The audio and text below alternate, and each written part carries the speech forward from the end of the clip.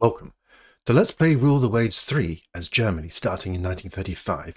It's episode 80, and we are at the beginning of 1955, so we are going to have our traditional year-end look.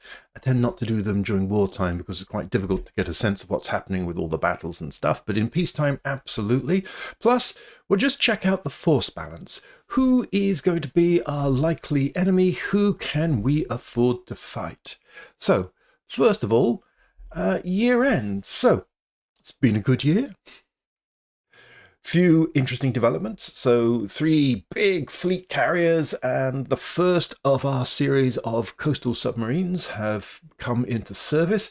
We've done, obviously, a lot of very interesting design reviews. We will start to action those during this year.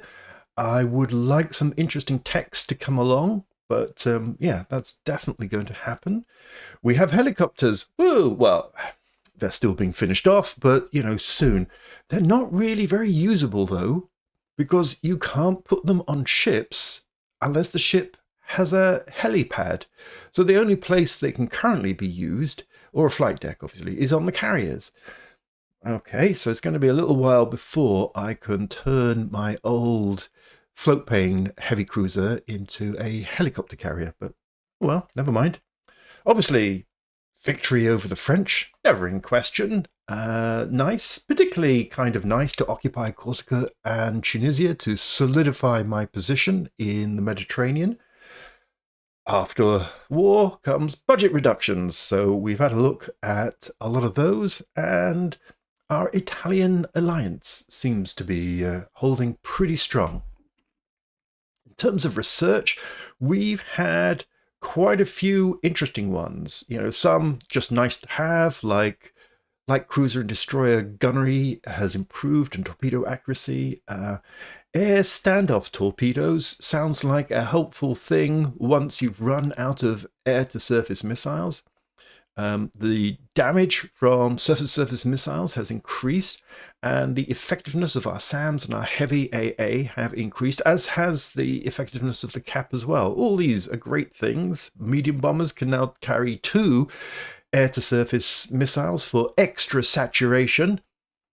Not sure I'm thrilled with that on the receiving end, but, improvements in carrier landing operations mean there are fewer accidents, and most importantly, we can now radar direct our surface-to-air missiles, which is probably limiting the ability of our SAMs in the past, and we can radar guide our surface-to-surface missiles, which will put us on the equivalent of the French, so we can launch on radar, not on when they get into visible distance, which, was a bit of a hamstrung.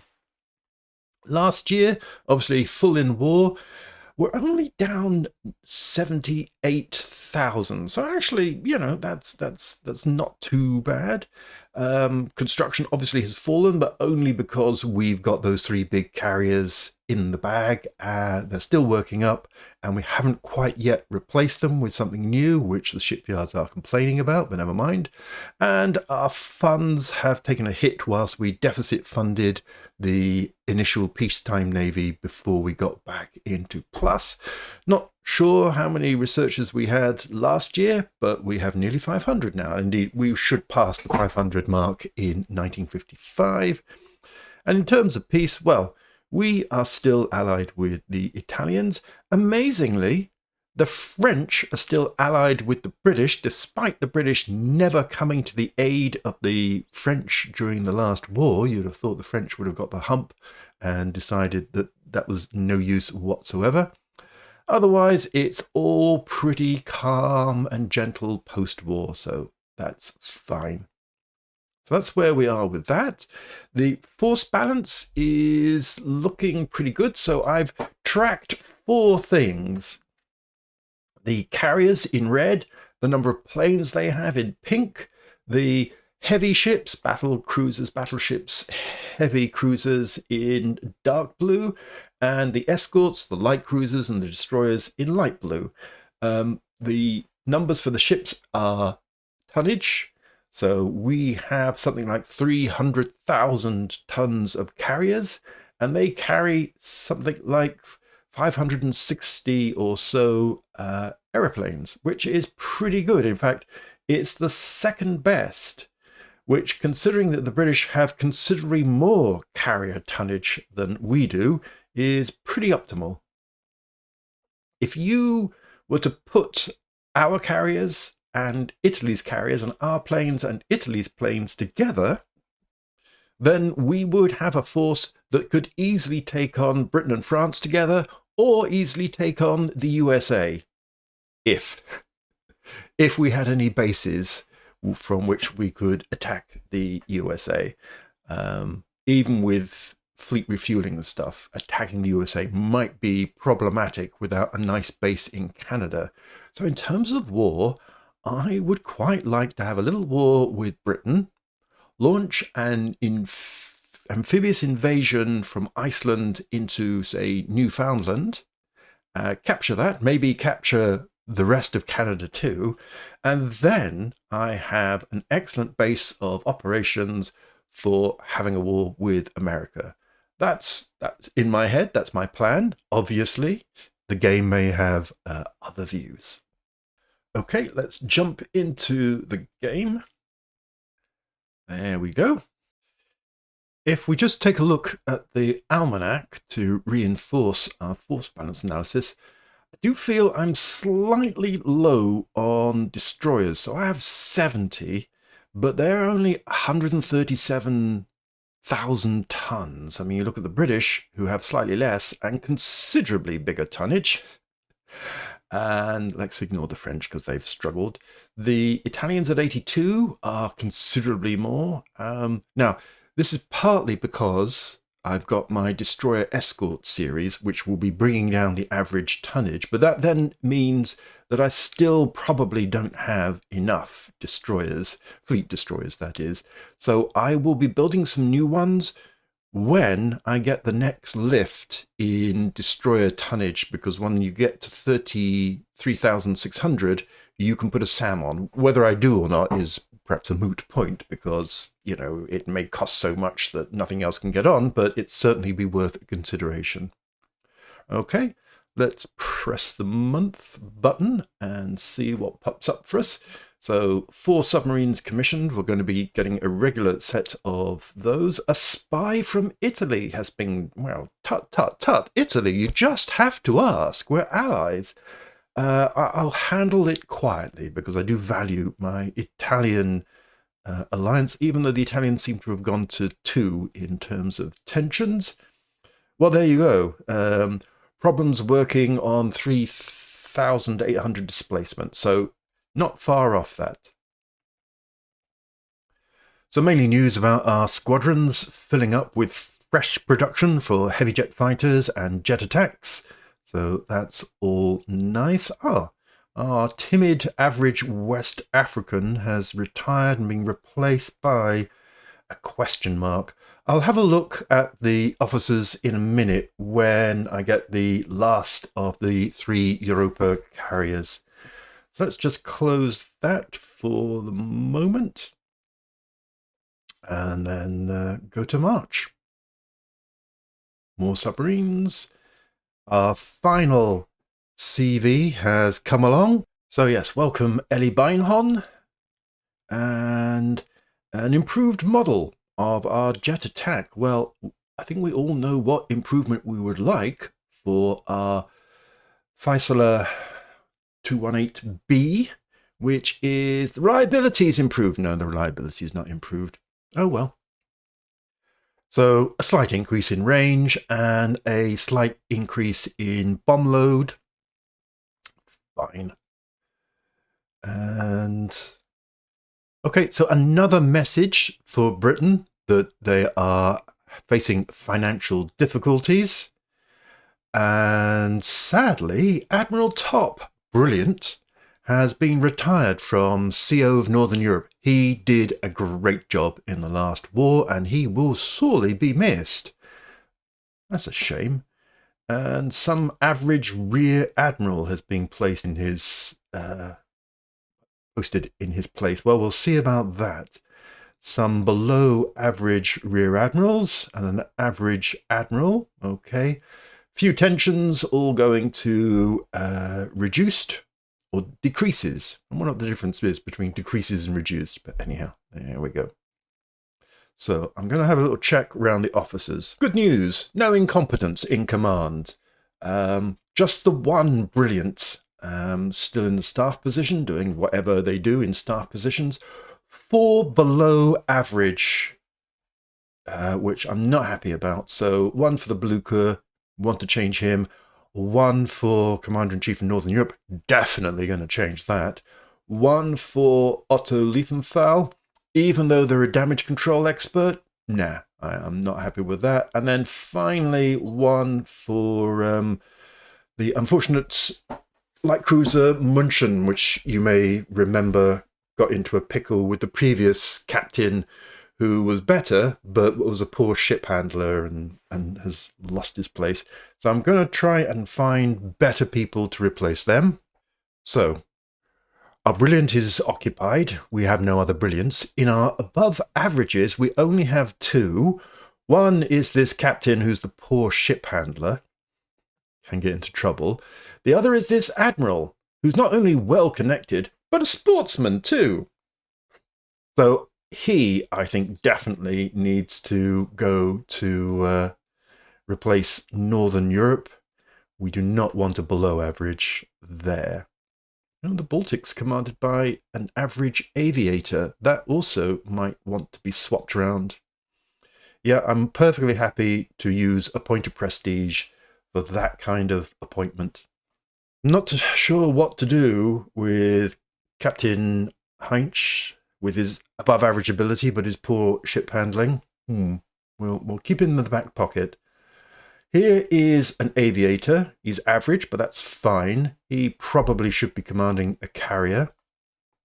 So here's the choices. So we've got the 4 small carriers, one with an above average, one with an average, another with an average, and then Liefenthal with the below average but damage control guy. And then for the big carriers, we've got an above average aviator, an above average aviator, loving that. And there's Mr. Question Mark. Well, I'm going to replace Mr. Question Mark with average but aviator. Just resorted by rank because I wanted to have a little look at the rear admirals. So for Flug 2, we have an average aviator. That's great. I don't think we... Oh, and we have a below average aviator. Rear Admiral Wild? No. So Flug 1 is in the hands of an above average, not an aviator, but okay, I'm happy with that.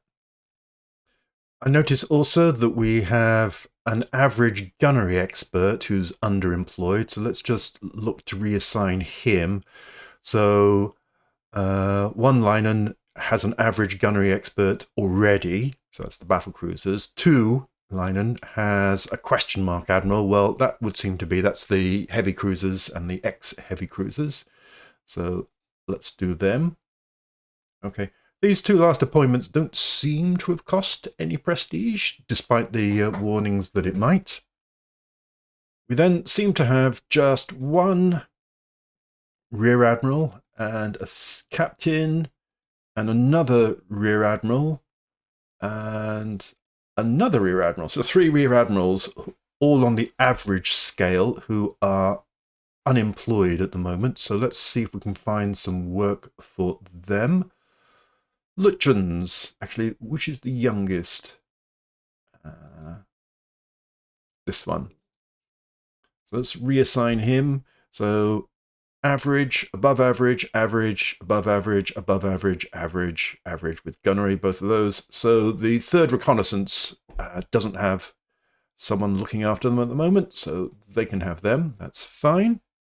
And that just leaves us with Captain C. Bernadelli, and we can reassign them to, I think it was one of the heavy cruisers.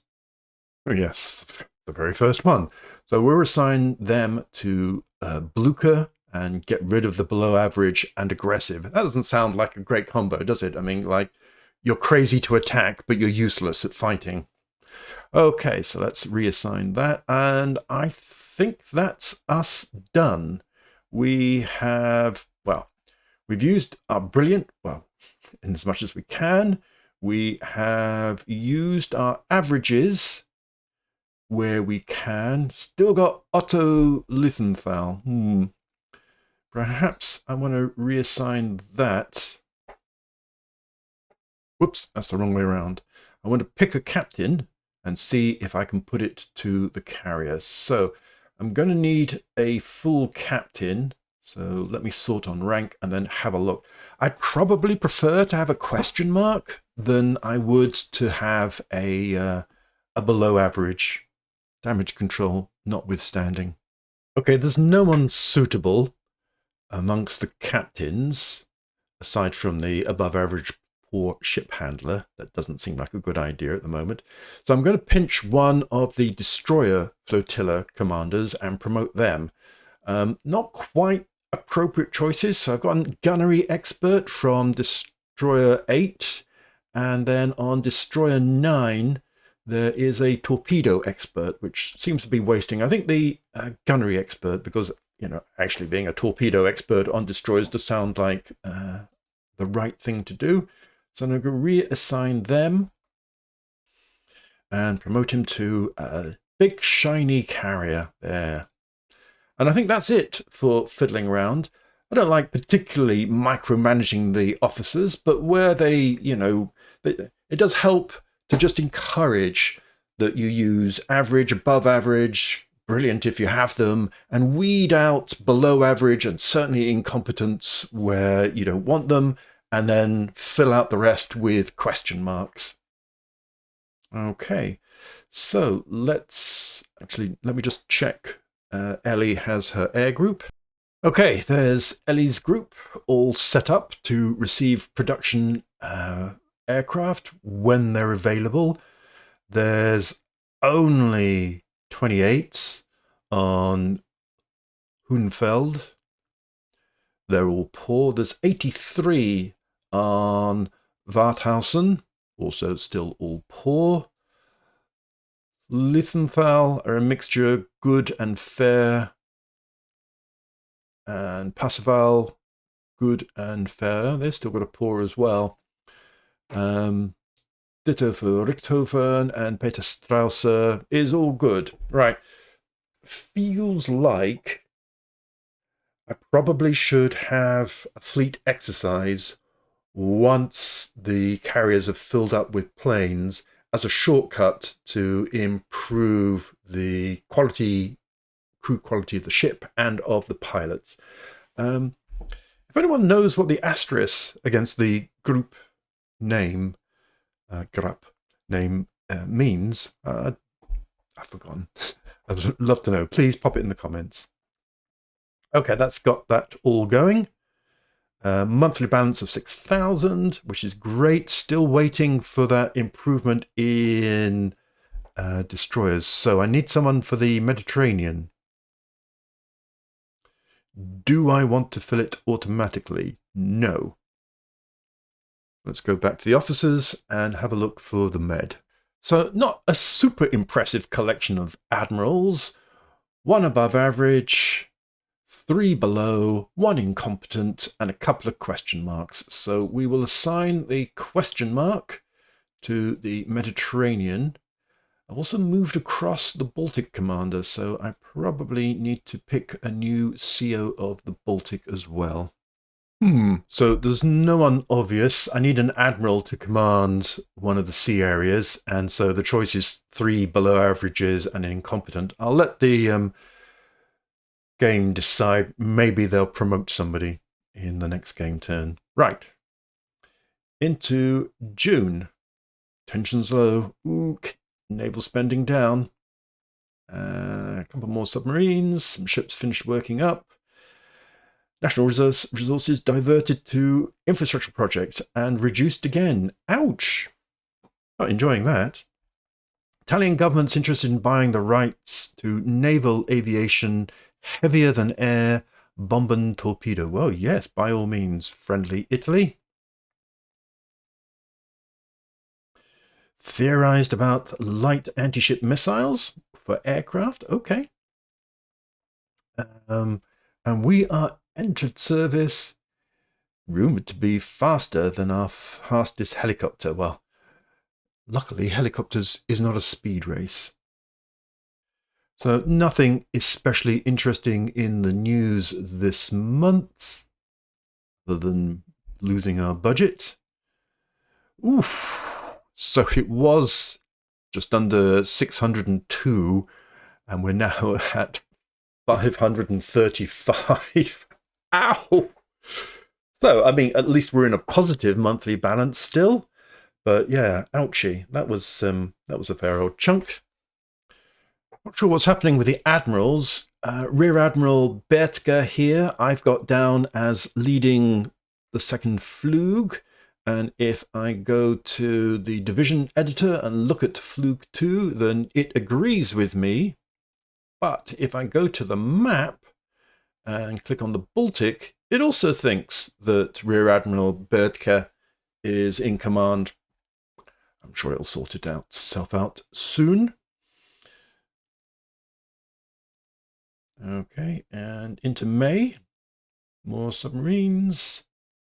More problems. Rocket-assisted ASW. Helipad. Well, it's nice to see there's a lot of interesting technologies just on the horizon, just, not actually landing. Radar-guided surface missiles. Enables... I thought I'd already had that. Enables surface-to-surface blind fire and double surface-to-surface missile launchers. Well, that's very welcome. Well on the way to chaff dispensers. Our helicopters now ready. Just no helipads to put them on. Still, it'll help the special squadrons. Not seeing any interesting news. Nope, greatest tensions with Britain, but which is good, but nothing to shout home about.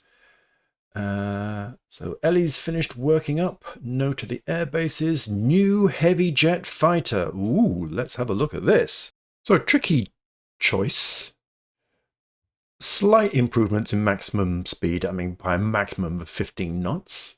So nothing to write home about. Reductions in range throughout, except for the Messerschmitt, which gets an extra 40 nautical miles, whereas some of them, like the Dornier, goes down to 430, having had it at nearly 520. I mean, that's, 90 nautical miles less. I'm not happy with that. I'm not happy really with any of them except for the Messerschmitt. Trouble with the Messerschmitt is it does lose 2 firepower, which I'm not thrilled about. I mean, it's very maneuverable and it's tough. Certainly more maneuverable and tougher than the Arado was. Weapons load is all exactly the same. Since we've asked for reliability, you would hope that they would all have medium reliability. So I'm inclined to the longer-legged Messerschmitt, despite the slight reduction in firepower and the smallest increase in maximum speed. But I mean, the maximum speed, 15 knots, is not really going to do much either way. So yeah, I think I'm going to go for the Messerschmitt 231 here. No news worth commenting about, so that's fine. So that's June, and let's just do July, and then we'll call it a halt for today. Well, the Americans are offering to sell us quality 2-inch guns. Have 2-inch guns been useful for anything whatsoever? I mean, 50 millimeters, so no thanks. I don't think that's something we're particularly interested in at all. Again, a quiet news day, but that's only to be expected. Our monthly balance is tipped ever so slightly into the negative. Probably things like the increasing number of planes arriving on the squadrons of the big carriers. So now 105, 46, and 35. So yeah, They're all filling out, still all poor quality, but that's okay. So in the summer and autumn turns of 55, I'll be looking forward to some of these researches that they're having difficulty with. They've got to land soon. Once they've landed, I mean, I'd love 3,800 destroyer tonnage and helipad. That would give us interesting choice. Do you go subcentric? I know people say helicopters are expensive and all of that, but if they provide increased ASW and if they provide over the horizon radar for your surface missiles, that actually sounds pretty tactically useful, and I would pay good money to outrange the enemy for my surface missiles. Or alternatively, pop a a SAM missile onto the fleet escort destroyers and increase the SAM umbrella over the carriers and the battle cruisers. So yeah, that's what I'm looking for next turn. Thanks very much for watching, and I'll see you next time.